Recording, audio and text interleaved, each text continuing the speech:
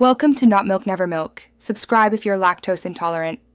You'll begin with the essentials: a snug Apple Watch SE on the wrist you want to test, and your iPhone nearby. Open the Health app to confirm your personal info and medications so results are contextualized. Once done, launch the ECG app on the watch. Sit down, rest your arm on a table, and keep still. That steadiness reduces motion artifacts. Place your finger on the digital crown and don't press.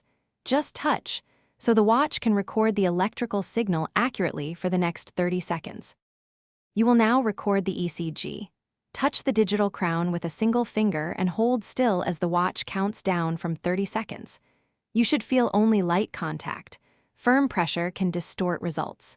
If the waveform looks noisy or the watch alerts you to motion, stop, relax your shoulders, set the wrist flat, and try again to get a clean trace. The ECG app analyzes rhythm and heart rate.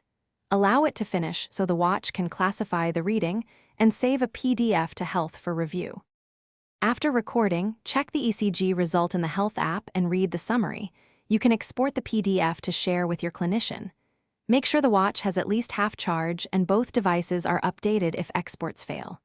If readings are inconclusive, restart the watch, reseat it, and repeat the test. Motion, low battery, or older watch OS often causes errors.